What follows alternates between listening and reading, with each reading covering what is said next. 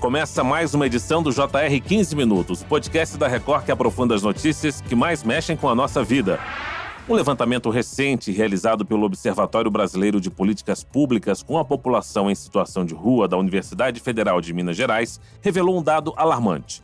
Mais de 320 mil pessoas vivem em situação de rua no país. 139 mil somente no estado de São Paulo. São números que representam histórias que muitas vezes passam despercebidas. Por que cada vez mais pessoas vivem em situação de rua?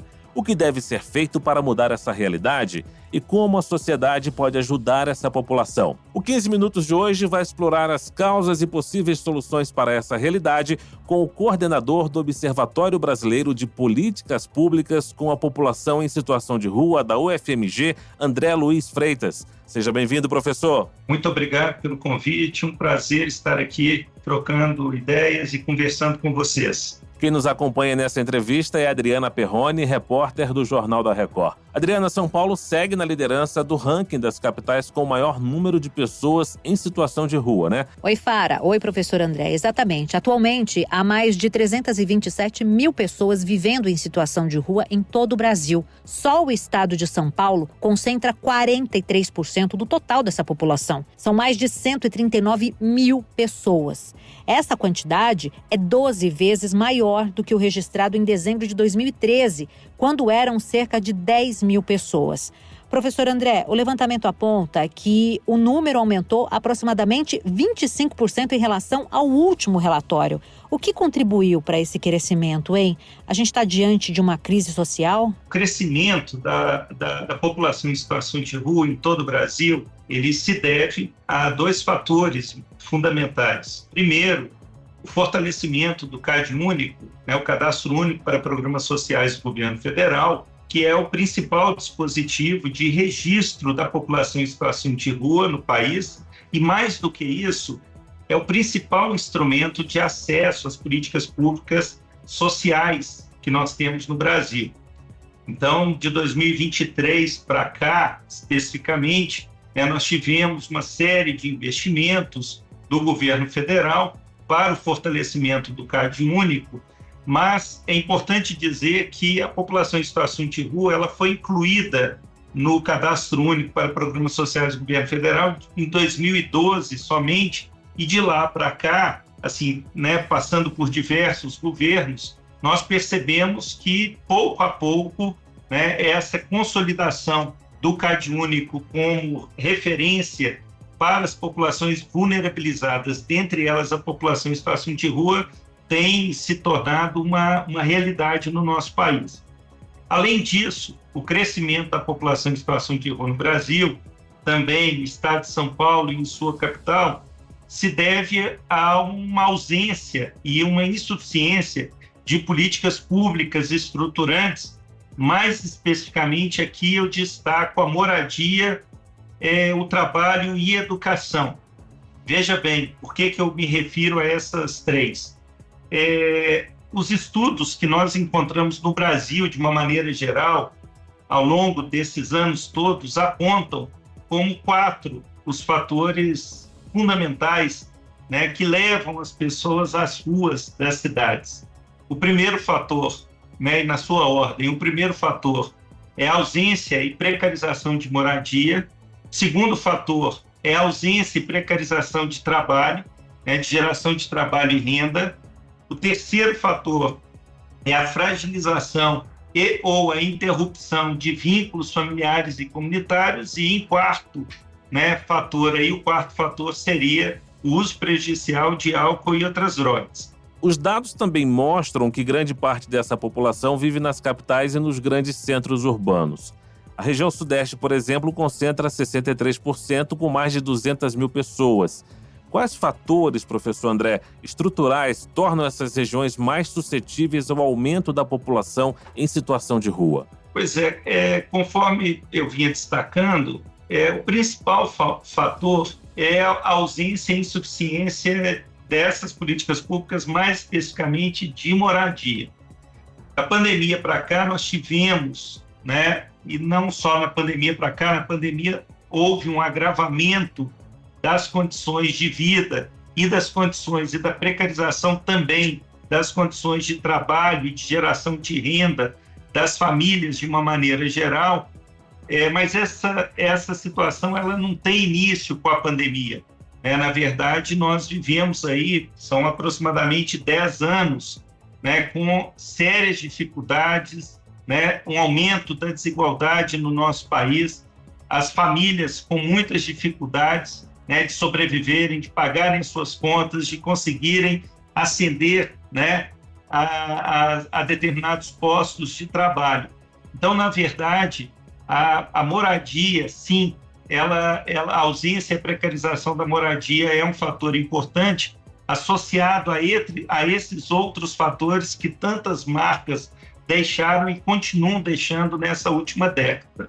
Professor André, de acordo com o levantamento, a maioria das pessoas em situação de rua é negra, do sexo masculino e tem entre 18 e 59 anos. Além disso, grande parte tem apenas o ensino fundamental incompleto. O que esses fatores revelam sobre as desigualdades do país, hein?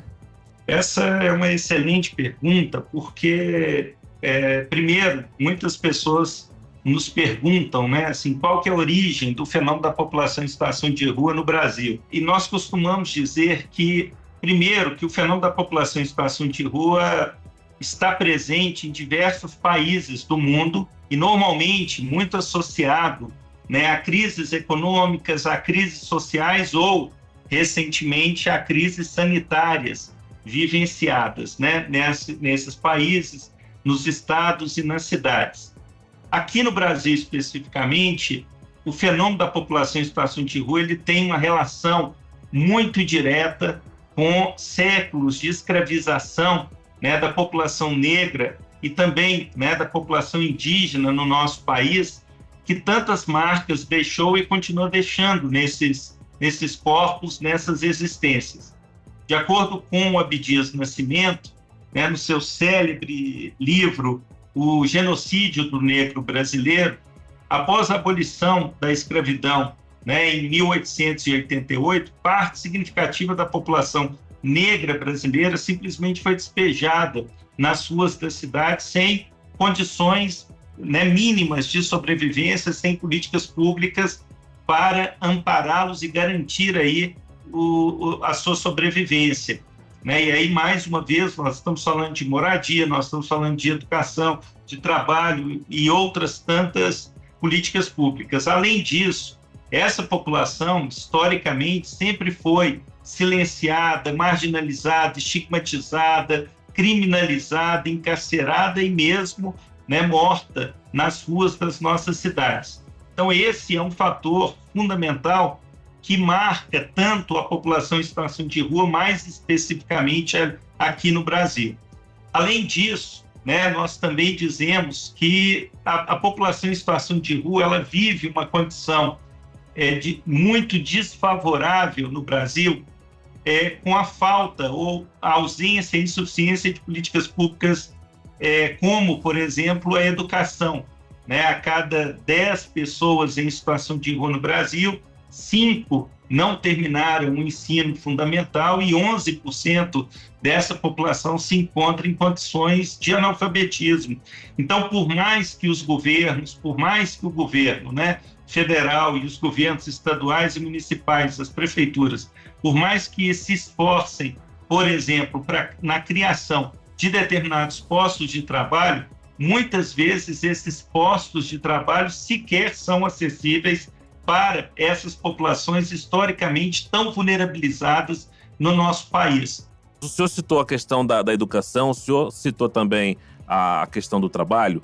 Eu queria puxar um pouquinho para a saúde mental, que é um desafio significativo nessa população, especialmente entre aqueles que enfrentam dependência química. Na sua opinião, como as políticas públicas de saúde têm se mostrado eficazes ou ineficazes nesse contexto? E essas medidas variam de acordo com a região do país? As políticas de saúde, de uma maneira geral no Brasil, elas também não estão devidamente estruturadas e devidamente fortalecidas e foram muito atacadas nos últimos anos, especificamente com essas populações vulnerabilizadas, dentre elas a população em situação de rua. Então, nós temos equipes, por exemplo, do consultório na rua, em algumas cidades brasileiras, mas são poucas, né? E essas equipes, muitas vezes, elas também encontram-se em números insuficientes nessas cidades.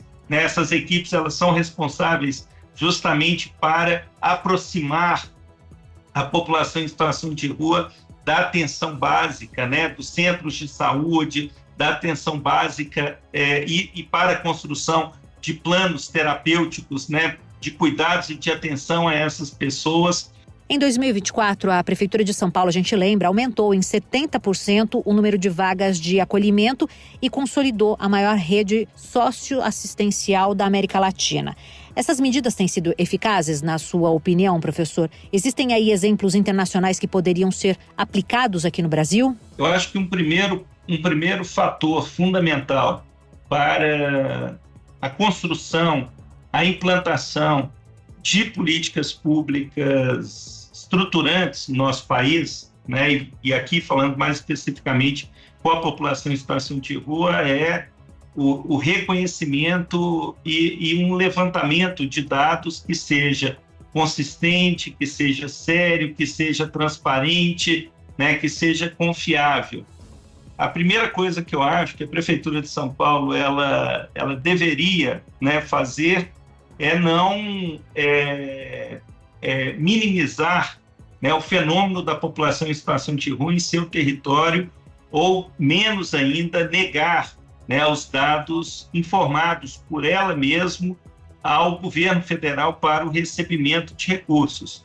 E aqui eu me refiro ao fato, né, da Prefeitura de São Paulo ainda hoje insistir, né, com um número de um pouco mais de 31 mil pessoas em situação de rua, referente a um censo contratado pela Prefeitura em 2021, sendo que a Prefeitura de São Paulo ela informou para o governo federal o número agora, em dezembro de 2024, o número de 92.556 pessoas em situação de rua, justamente para o recebimento de recursos.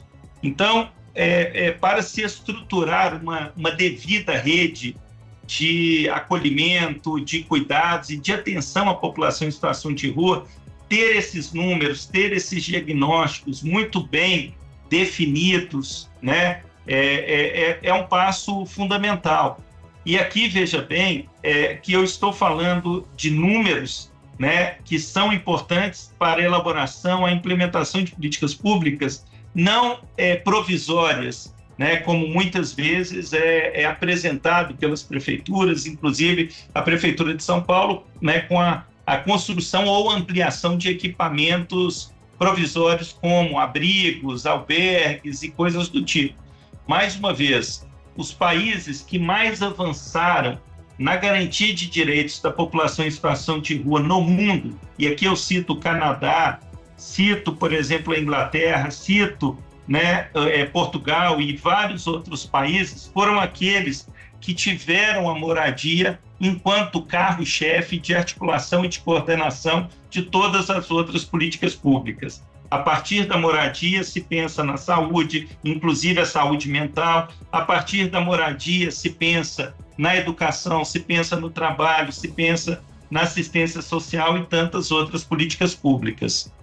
Agora, professor, se nós tivéssemos que apontar uma política pública de impacto imediato, qual seria a mais urgente para conseguir reduzir a população em situação de rua em curto prazo? Sem sombra de dúvidas, a moradia. A política pública de moradia, sem sombra de dúvidas, por avanços já observados, já analisados e avaliados em diversos países, tem se mostrado a política pública mais eficaz, né, na garantia de direitos da população em situação de rua. E aqui é importante destacar isso, porque em julho de 2023, o Supremo Tribunal Federal ele divulgou, né, uma decisão atestando um estado de coisas inconstitucional com a população em situação de rua em todo o Brasil. Muito bem, nós chegamos ao fim dessa edição do 15 Minutos. Eu agradeço a participação e os esclarecimentos de André Luiz Freitas, coordenador do Observatório Brasileiro de Políticas Públicas com a População em Situação de Rua, da UFMG. Professor, muito obrigado. Um abraço, muito obrigado. Um prazer estar aqui com vocês. Contem sempre comigo. Agradeço também a presença de Adriana Perrone, repórter do Jornal da Record. Valeu, Adriana. Eu que agradeço muito pelo convite. É sempre muito bom estar aqui com vocês. Um abraço, Fara. Um abraço, professor. Esse podcast contou com a produção de David Bezerra e das estagiárias Amanda Fusita, Isabela Santos e Yasmin Logrado. Sonoplastia de Diego Marcondes. Coordenação de conteúdo, Deni Almeida. Direção editorial, Tiago Contreira. Vice-presidente de jornalismo, Antônio Guerreiro. Você pode acompanhar o JR 15 Minutos no portal r7.com, nas redes sociais do Jornal da Record e nas principais plataformas de streaming. Te aguardamos no próximo episódio. Até lá!